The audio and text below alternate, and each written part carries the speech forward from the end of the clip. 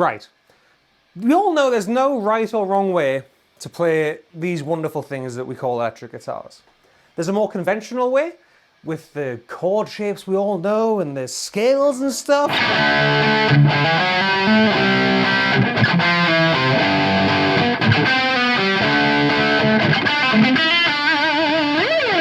And that's got people so far. Some of our musical guitar playing idols have got extremely far in their career by playing the stuff that we all know. The stuff you learn from guitar teachers, from the book, from online, and whatever. But there are certain techniques used by guitar players out there which are so outside the box, well, not even in some cases outside the box. They're just utilizing techniques and traits that we all know and we all do, but in quite unconventional ways. So today, here in this video, I'm Dagan, and I'm here to show you 8 weird techniques used in famous guitar riffs and how to play them. So you can utilize these techniques to really spice up your riffs and play stuff which will make people go, that's interesting, how on earth is he doing that? And as always, this channel and indeed this video are sponsored by the best music store on the entire planet, Anderton's. But more on them wonderful folks shortly. So let's kick things off straight away with tapped harmonic riffs. Now these are the kind of things that Eddie Van Halen does, like those kind of fun little tapped artificial harmonics, but they're going to be utilized as actual riffs, and Edward does this as well. But my favorite tapped harmonic riff, which I'm going to show you how to achieve today, is Electric Gypsy by Andy Timmons. The verse riff in that is astounding.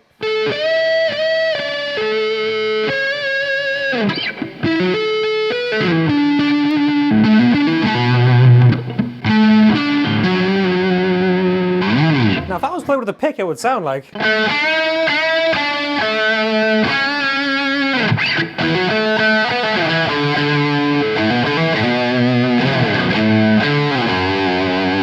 Which is still wonderful because Andy Timmons is an absolute beast. But those tap harmonics right there... If you're not sure how to do tap harmonics, the best way to show you essentially is to tap an octave, and that's what it does. It fires it up a harmonic octave of the note you're playing. We all know the guitar neck is pretty much duplicated from the open string to the 12th fret, the octave, and then as you can see where the blocks are, 15, 17, 19, and so on. So if you think of it as you've got 3, 5, 7, 9 octave, if you think 3, 5, 7, 9 where the blocks are, whatever you're playing down here, if you tap the fret further up the fingerboard, you'll get a harmonic of that note.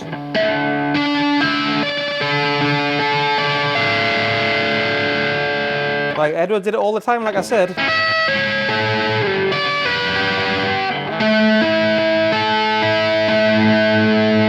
Now, you don't tap the fret itself like a regular tap, like...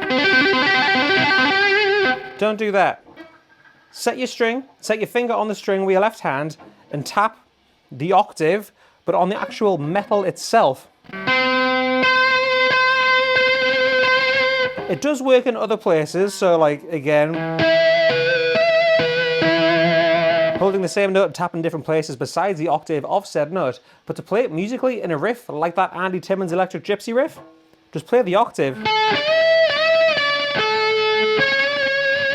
Just playing exactly the same notes, an octave up, but with that tap harmonic, and you get beautiful melodies. Like I say, it works for chords. Or single notes.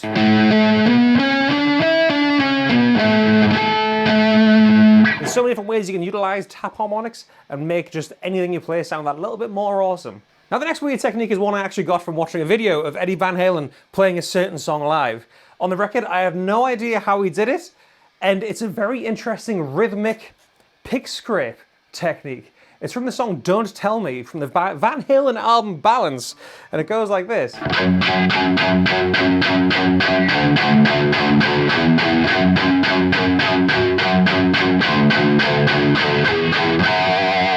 was like, how on earth are you getting that weird pick scrape sound in such a rhythmic way? I've never heard a guitar sound like that before. So I'm going to teach you guys how to play it, and you can utilize it in your own little funky ways. So my SG is in drop D for the sake of showing you this riff. Just because the song's in drop D, but you can be in whatever tuning you want and play it however you want. For the actual riff, it goes 4-0-2 on the low E string. but the right hand is doing something very special.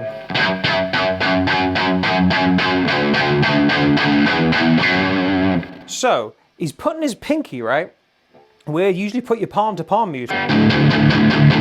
Just his pinky to mute that one single string. And he's taking his guitar pick and pick scraping back towards the bridge and his muted pinky.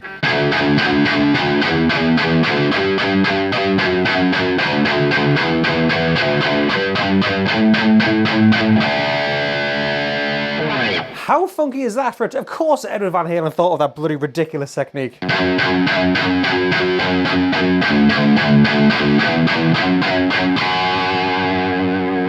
Obviously you can do it any way you want, like I said before, any tuning, any riff you want, but the rhythmical part of Don't Tell Me, the main riff, is done like that. And I remember learning it, trying to play it like palm muting and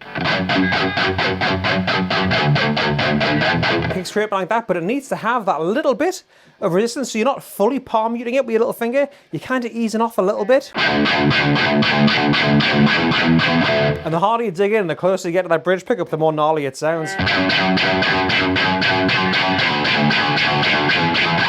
I mean, that doesn't sound like the record, but it sounds like a Star Wars blaster or something. And that's Eddie's wacky Don't Tell Me pick scrape lick. And my next weird technique is utilizing natural harmonics on the low E string, you know, like... I do it all the time when I finish songs up, like... all that kind of weird stuff, but it can be used very rhythmically and very wonderfully in so many iconic riffs. Think like...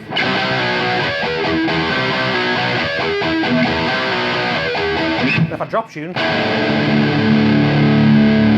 Got Hailstorm.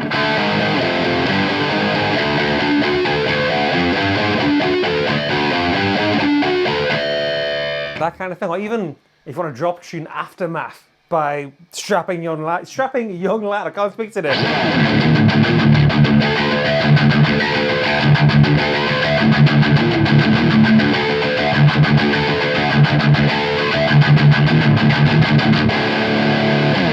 And here's how to achieve those beautiful natural harmonics. So I'm back up in standard now, and if you don't know how to do natural harmonics, like the whole... that thing for like dive bombs and stuff, it's that but on the low string. And the way you do it is, well, in the sense of say dive bombs, you rest your finger on the string, don't press on the fret, like the open fret I should say, don't press on the actual metal fret, just gently rest your finger. Easiest place is the octave, the 12th fret. Rest it ever so gently on the strings and play any string which your heart desires. You see people tune up on this stuff. With that technique, it's exactly the same method of getting that, but with the low string. Again, simply just rest your finger on it.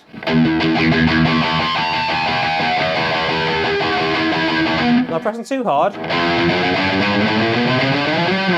Gently rest the pad of your finger, any finger.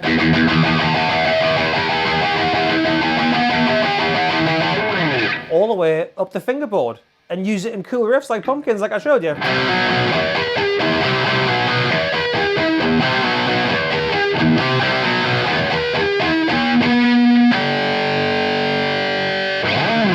It can be used in so many amazing ways. Now before we get into the next weird technique, I'm going to quickly show you my signal chain for today's video. I'm using my trusty Gibson SG Custom, and I love wirelesses. This is the positive grade link adapter wireless system, going straight from the guitar into the front of a Marshall JVM. I'm hearing it through the cab, but you guys are hearing it through a 2-nose Torpedo Captor X. Actually, it's over there. Going to a little zoom thing, and then into your lovely ears. And as always, if you want to grab any of this gear, or 99.9% of the gear around me, you've got to get yourself to today's sponsor, Andertons. Everything is linked in the description box down below, so you can grab this gear, the gear that I think is a great, more affordable alternative, because the prices on these are ridiculous. Andertons need little to no introduction. We all know they're the biggest and best music store on the entire planet, and I mean that as well, because they ship worldwide. They always have been, and they will always continue to be so. Whether it be guitar stuff, bass stuff, amps, pedals, PA systems, pianos, synthesizers, DJ equipment, and everything in between, you can grab it from Andertons. So like I said, everything I'm using is linked down there alongside some of my favourite bits besides this daft expensive stuff that I've collected over the years. You can grab it all down there with the links. So a huge thank you to the guys and gals from Andertons for sponsoring today's video. Now let's get heavy and play some wacky Dave Mustaine chords.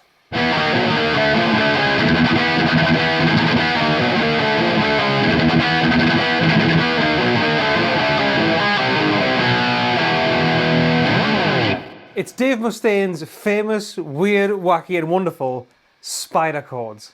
Now if you've never seen Mustaine do this, it's pretty damn impressive. He did it in Metallica and he does it in Megadeth. And what he does is, instead of going, I don't know, like playing the actual power chords, he plays a power chord on the A and D string with his first and his ring finger, and then brings his middle finger and his little finger over the top to play the power chord in between that power chord, if that makes any sense. So he's going from, in this case, 7 and 9 on the A and D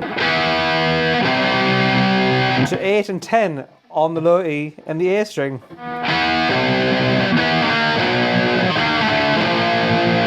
And I guess it looks like a spider when he's crabbing down.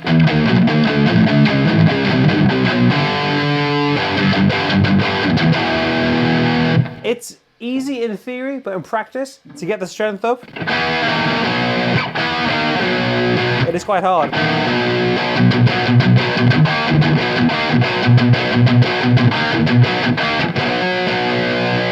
Obviously, utilize it when playing early Metallica and Megadeth, but you can use it in so many different ways as well. I can't wait to see what you do with it. Next up, we have the mighty Gojira pick scrape, or pick rake, I should say. They use it in so many songs, along with so many other weird, wacky, and wonderful sounds. This one is just iconic. I'm not in D standard right now, so the song's going to sound a bit higher pitched than usual, but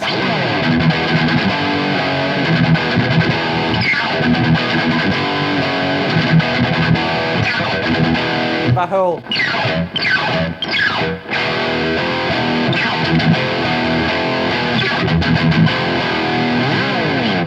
now for this, you don't want to do a regular pick scrape, like none of that stuff, but you do want to utilize the side of your guitar pick and rake it across all the strings, quite aggressively to get that classic Gojira aggression, all while muting the strings with your left hand.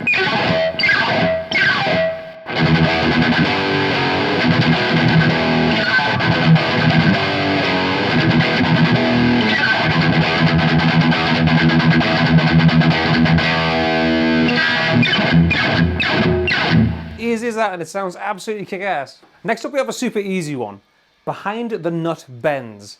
Now it can be used standalone, like an Iron Man, or you can use it in a song.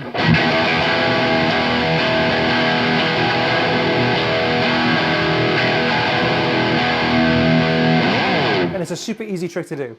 As the name suggests, you're just going to go behind the nut of your guitar and bend the string there to raise it in pitch. Obviously, I'm showing you the low E string in this scenario, but you can use any string. I know John 5 does crazy B-bender style stuff with the B string on his Telecasters, but Iron Man, low E string, bend it up in pitch and then return it back to the original pitch. And when it comes to using it in songs, I like using it with an E, because it means your first finger is nice and free. And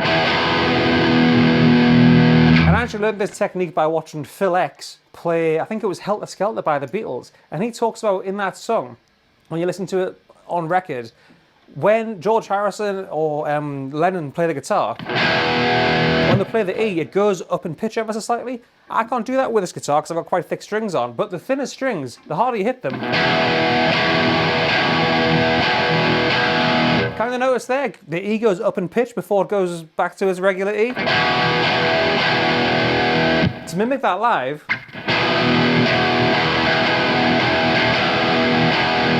pop your finger behind the nut and do it that way. It's a lot of fun and super easy.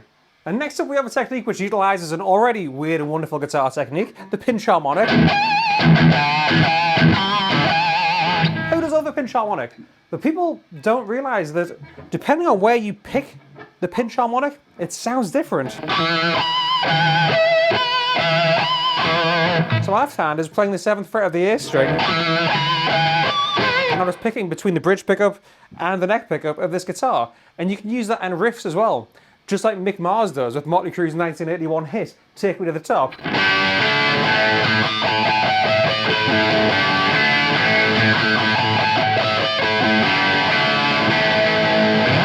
And all he's doing there is playing that A after the G and the D. Sounds way cooler than going. So instead of chugging on that A, I know this guitar's in standard, not a whole step down in D like Motley Crue, but just pinch harmonic with the open D, starting towards the bridge and ending above the neck pickup.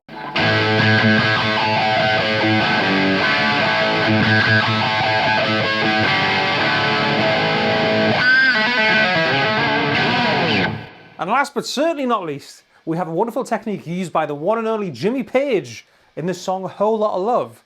You know the song that goes... But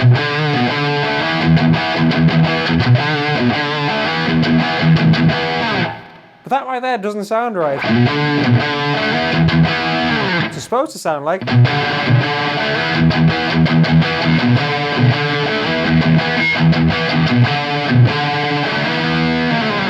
See what I'm doing there? I'm going to show you. So everyone out there probably knows this song. 7th fret of the E, 5th fret of the A. So to a big E power chord right there. But on that second note, the 5th fret of the A, that's a D right there. So what you want to do instead of just playing that D, actually play the open D string underneath it at the same time.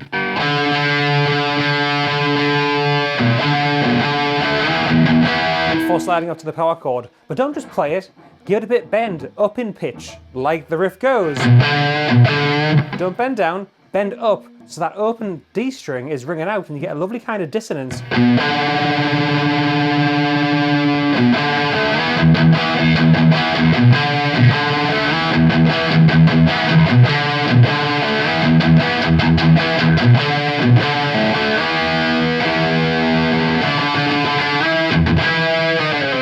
Such a cool technique that not a lot of people know about, but more people should, so tell your friends. So let us know what you think about all those weird, wacky and wonderful techniques, and if I've missed any out, please comment down below and I might do a version 2 of this video. What's your favourite, and which do you already know and implement into your playing? I love knowing this kind of stuff. If you like this video, give it a thumbs up and hit subscribe. If you want to see more stuff from me, be sure to follow me on Patreon for fun behind the scenes bits. And again, all my links to editings are in the description box just down there. I can't speak at all today. Thanks for watching, folks. I've been Dagan. I'll see you next time.